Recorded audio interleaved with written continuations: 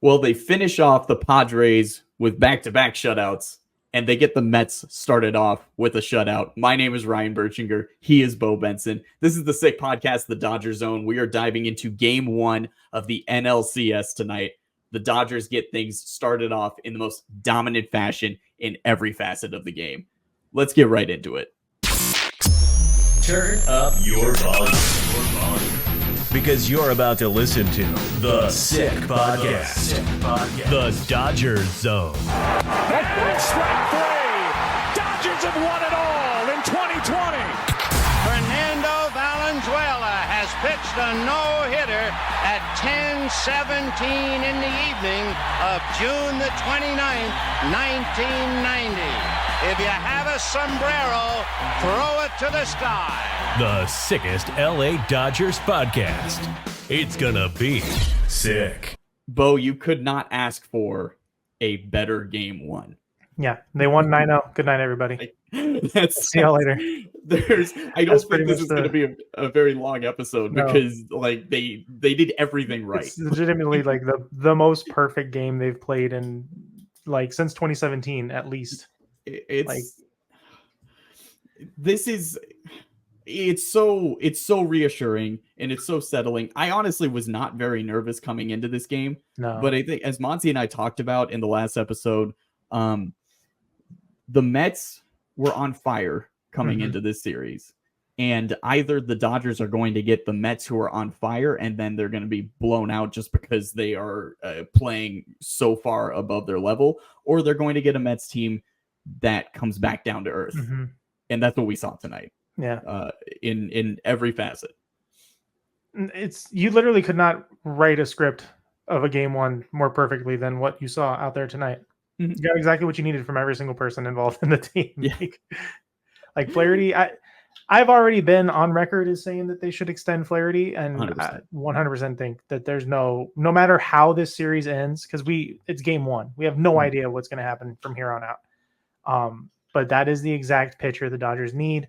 If they could clone Jack Flaherty and just have 5 of him go start games, that would be ideal. He 8 score. I think he went 8, right? Or 7? He went 7. Yeah. Perfect. Literally perfect. Yeah. Nothing dominant. The Mets didn't do anything. The Mets never threatened. The bullpen was a little shaky, but again, 33 scoreless innings now out of this pitching staff, which I think is the main point. We've both been a little peeved at the perception that the Dodgers just have no pitching whatsoever. And to see that be the reason they're not picked to win this series when compared to the Mets of all teams is pretty crazy. Yeah. Because like I understand that when you do that with the Padres, like that makes sense. That's totally valid. Yeah. To do it with the Mets does not track at all. No. In any fashion. No. Jack Flaherty, really a special performance tonight. The hometown kid, like this is something that I think he's going to remember for a long time, unless hopefully, he tops it later on, maybe this series or in another one. Just an incredible performance by him. And it was exactly what this pitching staff needed to get the series started. Of course, prior to the game, Dave Roberts was saying, we have a couple different options as how we can approach Game 2. And it's all going to really depend on what we get from Flaherty. Well, Jack Flaherty gave you 7 strong innings. And then Daniel Hudson came out. I thought it was a good move to go to a guy who you didn't instantly go to like Brent Honeywell, right? Yeah. Or, Ben Kasparius, who did get to make his postseason debut in the 9th inning. You went to Daniel Hudson just to make sure, because 6 runs is a very strong lead, but not fully out of the question for a team as hot as the Mets to suddenly turn it on. You had Lindor with 2 men on in that inning there. So exactly. Hudson made a ton of sense. Which is interesting because the actual MVP of the National League keeps hitting whenever runners are on base for him. And so I'm not trying to Lindor had a very strong series with the Phillies, had that huge grand slam, obviously. Yeah.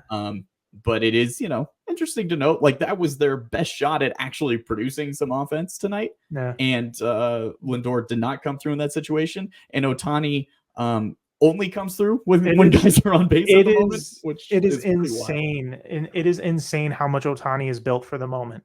Yeah. Like that is crazy. I don't care that he's 0 for 15 with nobody on. I don't give a Right. shit. I Yeah. do not care at all. Yeah. When he's 13 for his last 16 or something like that with runners on, not even Yeah. in scoring position, just with runners on. Just on base. Like that is literally just I am built for this. Yes. Like Yeah. it's amazing to see, and it definitely trickles down. Yeah, if you're a Dodgers fan and you have anything negative coming out of this game, I don't know what to tell you. Like, really don't. It was so thorough, like it was such a thorough spanking that I feel like we really don't have anything to talk about. Like there was no moment where it was in like, right. I mean, I was ready to completely turn everything upside down if they had lost to the Padres. And in that time frame, like Mookie Betts has shown up finally. Mhm. Freddie Freeman is doing everything he can on one leg. Yeah. And Dave Roberts has managed masterfully. Yes. Like everything Dave Roberts has done has worked. He's not done anything stupid, and it's worked out for him so far. Yeah. So like really, I was thinking like, I hate to do it and I don't want to say it, but like nothing we say matters. But Sure. if ever there's a year where it feels like this could be the year, it really is kind of starting to feel like, oh, this could really be the year. Mm-hmm. Yeah. I think given the way they fought back against the Padres and not only fought back, but like dominated them in the last two games. Those last two games was like, as we said, the Padres are a better team than the Mets. The Mets were just super hot. And so tonight we saw the Dodgers play to their level, which when they are playing at their level, nobody can beat them. Yeah. And 33 consecutive scoreless innings where almost every single pitcher on the staff has gotten at least an inning in that time. That's amazing. Pretty good for a team with no pitching. Yeah. that's what's wild about it. It's not just the fact that you have now 3 straight shutouts, but one was entirely the bullpen. You have a great start from Jack Flaherty, and then you had also a 5-inning start from Yamamoto in there as well. So that was a true collaborative effort. Yamamoto's start was so big. He's also built for this. We have to, after the season, we gotta take some time to just look at some of the tweets that Padres people were sending out during their series and during the season, because that was some stuff, man. But it does kind of feel like, I don't know, it feels like they got through the Baltimore Ravens of the 2000s, right? Like they got through that team, and now like it's, I don't know, like the Chargers waiting for them, right? Like the team that is good, like not to take anything away from the Mets, they definitely belong in the postseason, but they're not the Dodgers, and they're not the Padres. No. And that said, like baseball's a weird sport, and they could win the next 4, and we sit here and have no idea. But again, you saw everything you needed to see tonight to know that this could be a really short series if the Dodgers keep playing this way. I think I especially want to shout out Max Muncy. Got the scoring started. Came through with a great 2-out hit or a 2-run hit in the first inning there. There was a point like Mookie like maybe could have scored on Will Smith's, but like it was all moot in the end. A great piece of hitting there. Gavin Lux had a key sacrifice bunt that was Dave. That's masterful from Dave again. Like whatever it is they saw or identified, or someone made the point, like that's just Dave learning from the triple play against the Padres and just doing everything he can to make sure that there's a man on in front of Ohtani. Yeah. Either way, it's great. It's great managing. Yeah. Seriously. No, up and down the lineup, we saw production from everybody. It was good that this game got to the point where you can bring in a guy like Ben Kasparius and have him get some exposure and get some experience in that moment. Not using Kopech or Trinan today was so big. Great. Yeah. And that's what brings us to game 2, because as we alluded to earlier, Dave was talking about like what they might do in game 2. We're recording this right after the game, so I don't know if they've confirmed yet or not in terms of what they would do, but I would feel like they got what they needed to see. Okay, no, it is confirmed. It is a bullpen game tomorrow. Yeah. So, and that's that's the right call because you only had Daniel Hudson and Ben Kasperius throw an inning of work. The bullpen is completely fresh because this would be now 2 full days off that they've had. Yeah. And some of them even more than that. And then they're going to have an off day after tomorrow, which also it's an early game tomorrow. So it gives some more time for them to recuperate than going into that 3-game stretch potentially in New York. So I really like the call because now you can push Buehler to game 3. And it sets up with Yamamoto in game 4. And then if, looking at a game 5 situation, I think the big thing is by getting game 1, and especially in the fashion they did, as we've said, it sets them up pitching wise for game 2. But if they step on their throat and get the win in game 2, like they can let off the gas a little bit when they get in New York. And by that, I mean, you could start Landon Knack feasibly in if you really wanted to. Which I think puts them at a huge advantage. Because now you're not going to have to be super aggressive with the bullpen in every game. Also, I think if the Mets can't steal one in LA, I don't think they have a shot at winning this series. No. And I know, it's kind of like a no-brainer to say, oh, if you lose every game, you're not going to win. But in all seriousness, like with how strong the Dodgers came out in game 1, even if game 2 is a closer game, but it's still a Dodger win, I don't see where at any point the Mets are coming back because it's weird to say, but Sean Manaea is their best pitcher right now, who I believe in 2023 was statistically the worst pitcher in baseball. So it is incredible for him to have this career arc and get to this. But at the same time, like, I'm not entirely certain. The Mets' choice to go with Senga in game 1, I thought was odd. Because he only threw 31 pitches in game 1 in his which was his season debut against the Phillies. So in essence, you're using Senga just as an opener. And I get that like David Peterson has had a good season. But Luis Severino is pretty fresh for them, I don't know what fully was their choice there. So but I understand too, like if you're the Mets, you probably need a solid Kodai Senga in order to give yourself a shot at beating the Dodgers. So maybe you kind of toss him out there in game 1 and see if so in that regard, I understand it, but it didn't work for them. No. So I like the bullpen game in game 2 for the Dodgers because we've already seen how well that can work for them. Yeah, I mean, it's worked. Yeah, I love that. If it ain't broke, don't fix it. Apparently, does not apply to baseball. Right. You'll still be. I imagine Dodger Talk will still have people complaining about it being a bullpen game. Yeah. The second a reliever gives up a run, somebody's gonna be like, "See, I told you." Look at that after 33 consecutive scoreless innings. They're like, but hey, there's one. Lindor leads off with a homer tomorrow. It's over. Yeah. I would say you're probably using Brazier as the opener again. I think he works really well in that role.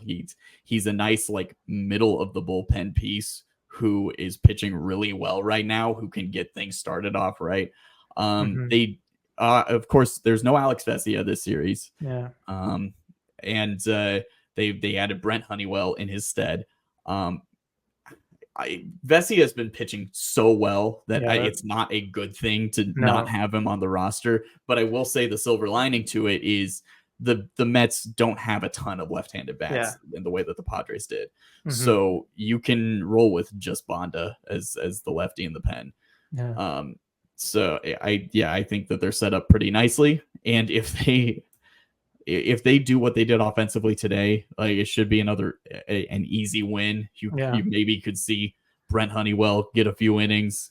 Maybe Edgardo Enriquez will be given another shot to see what happens. That would be ideal. But also it's a game 2 with the day off after.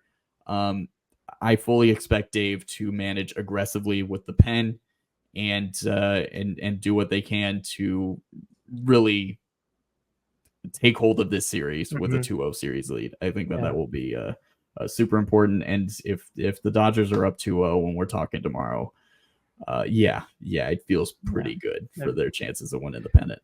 Yeah. Yep. Let's close this out because I think one interesting facet. I don't want to keep harping on the Padres series, but just to put a little bit of a bow on that series and what happened there.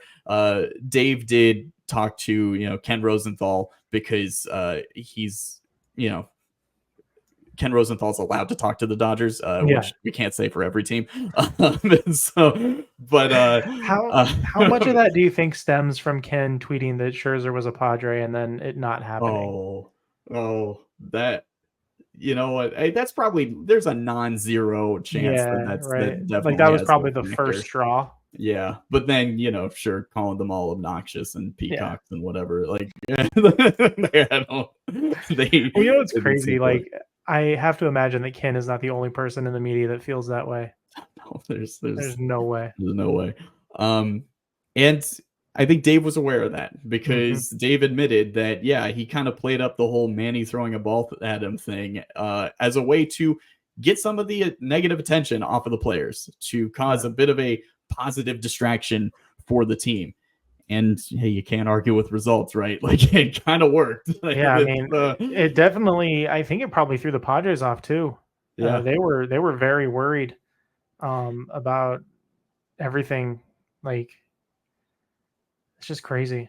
That's but masterful work from Dave. It's really impressive, like the levels that he is performing so well in terms of where he's at right now with this team in this postseason. And baseball's so cruel; it can all go away in an instant too. Of course.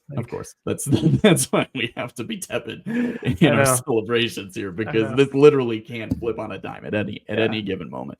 But I did think it was odd though that there was this tweet that was going around today from a Padres fan where he was like, "I've lost all respect for Dave Roberts because he tarnished the reputation of Manny Machado." I'm assuming that tweet's a joke, because you have to like. Have you met Manny Machado before? Have you seen him? I'm sorry. Did you just start watching baseball right now? Because there's Manny Machado has tarnished the reputation of Manny Machado. But I do think it was odd. This is a point that I forgot to make last time. In Game 2, where the Padres were under attack by the Dodger fan base, and Manny Machado brings his team together in the dugout, and they rally behind their fearless leader after that. Why didn't he do that at any point when the Padres were failing to do anything offensively? If he was surely the admirable leader that he's that people are supposed to believe he is, where was that? Where was that? Surely he did it after the game in Game 5 and didn't just immediately leave and go to the clubhouse with Tatis and Profar. Were those reports legit that apparently it got pretty toxic and heated in the Padres locker room after Game 5? I don't know. I don't know if that was a joke or not. I thought I saw something though saying that there were some pretty the only thing I saw is Profar saying that the Dodgers pitchers didn't do anything well. They just didn't perform. But that brings up a good point about tonight too. Is that was the only thought that Monty and I had talked about after Game 5, where we're like, when you throw that many shutout innings, you obviously, like, the Dodgers pen and their starters deserve a ton of credit for that work. But at the same time, like, I'm sure Padres fans are thinking, oh well, our offense just fell apart, and the blame now is on the Padres offense. And so that was the only thought where I'm like, well, obviously the Dodgers pitching deserves credit, but at the same time the Padres literally didn't do anything. I think tonight shows just how good the Dodgers pitching staff is, because the Mets were not struggling offensively coming into this series. I mean, I know that they had a couple games where they had to come back on the Phillies late, and the same in the Brewers series. They didn't get offense until late in those games. But it's not like they were shut out in back-to-back games. No. So I think there was an element, like, I think tonight just further proves just how good this Dodger staff is, because they've now done it to two straight playoff teams, and that's incredible. Very impressive. My last thought was like, this was the first time in literally 5 years now that I had fun watching postseason baseball. Like 2020 wasn't even fun. There was no fun in 2020. That was stressful. It was very stressful because they almost lost to the Braves like multiple times. Like, they were down. It was not fun to the Braves, so it was tough. It was not fun. But this was a fun time tonight, and hopefully they can keep it going tomorrow. Yeah, because there was definitely stress with the Padres series, because you just really didn't want to lose to the Padres specifically. No. With the Mets, it's like, obviously you want the Dodgers to win this series, and it would be pretty lame and frustrating if they didn't. But there's a little less emotion there in terms of what that would be like, processing that sort of loss. Like at this point, if they lose to the Mets and it's like the pitching stat, like if the bullpen just craters because they've been used so much, what can you do? That is what it is. But coming back 2-1 to beat the Padres in advance is good. Yes, there's nothing less to say than that, but it's good. Oh, it is sweet. Yeah. All right. Well, hey, a quick turnaround tomorrow. So they're gonna play early, so we'll get back after it really quick. Hopefully we're looking at a 2-0 Dodgers lead. So Monty Bolaños was at the game tonight. But she's again, currently stuck in traffic. Yeah. With everybody else. She made it out of traffic after game 5, but now, listen, 1 for 2 wasn't bad, you're batting 500. Hopefully Monty will be back with us tomorrow, or she can just stay there. Quite frankly, like, stay in the parking lot at this point. First pitch is in like 16 hours or whatever, so you can just sleep. All right, this is the Sick Podcast, the Dodger Zone. We're with you every step of the way throughout this postseason. That is now 4 down, 7 to go. He is Beau Benson. My name's Ryan Bershinger. We'll catch you tomorrow. Domo arigato, everyone. Thank you very much. And that's a wrap. Hope you don't miss us too much until next time. Follow the Sick Podcast, the Dodger Zone, on YouTube, Google Play, and Apple Podcasts.